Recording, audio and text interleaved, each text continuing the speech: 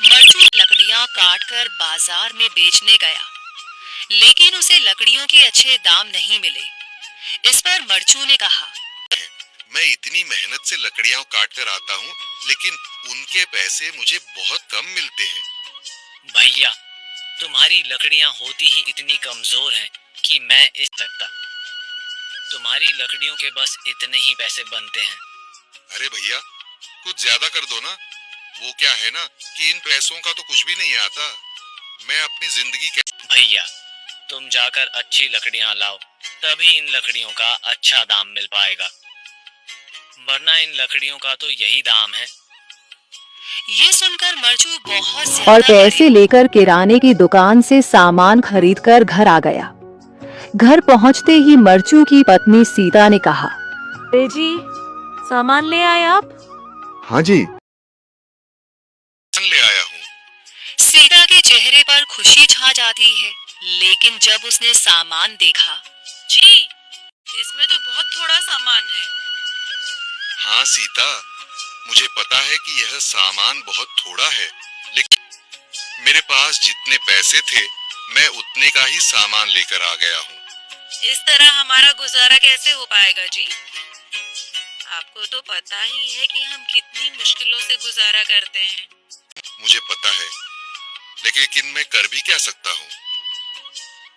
मेरे पास इतने पैसे ही नहीं कि हम एक अच्छी जिंदगी गुजार सकें। इतनी मेहनत कर रहा हूँ, लेकिन फिर भी मेहनत का फल नहीं मिल रहा।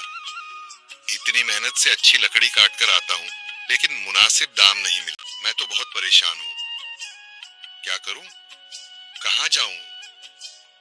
अरे जी, आप परेशान न हो, आप कोई और काम देख लें। मैंने कई बार काम तलाशने की कोशिश की, पर किसी ने भी मुझे काम नहीं दिया।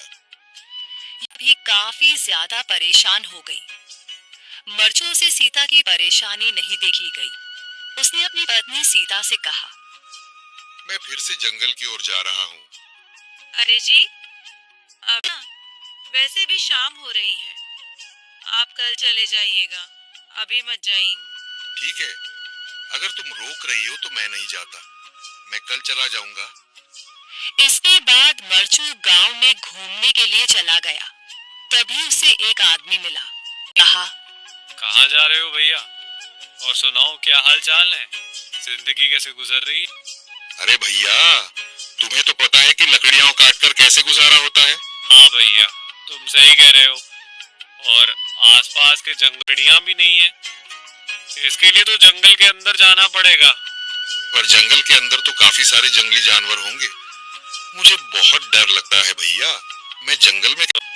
हाँ भैया, जंगली जानवर तो होंगे, लेकिन अच्छी लकड़ियां तो वहीं से ही मिलेंगी।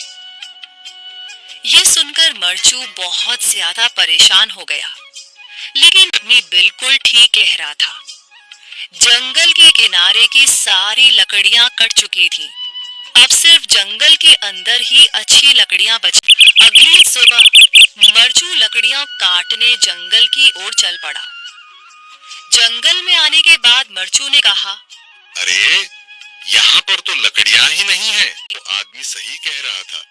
लकड़ियों के लिए तो जंगल के अंदर ही जाना पड़ेगा। पर जंगल के अंदर जाना क्या सही रहेगा? मुझे तो बहुत डर लग रहा है, क्योंकि वहां पर तो काफी सारे जंगली जानवर होंगे जो खतरनाक होंगे। अब मैं जंगल के अंदर नहीं गया तो मैं आज घर पैसे लेकर नहीं जा सकूंगा। और फिर जब पैसे नहीं होंगे तो गुजारा कैसे होगा? मरचू जंगल के बाहर और फिर उसने सोचा, अरे, यहाँ पर भी कोई मजबूत पेड़ दिखाई नहीं दे रहा जिससे मैं लकड़ियां काटकर घर ले जा सकूं। लगता है और अंदर जाना पड़ेगा। यही सोचकर मरचू जंगल के अंदर चला गया।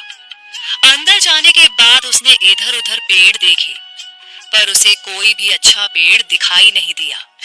यह सोचकर मरचू जंगल के और अंदर चला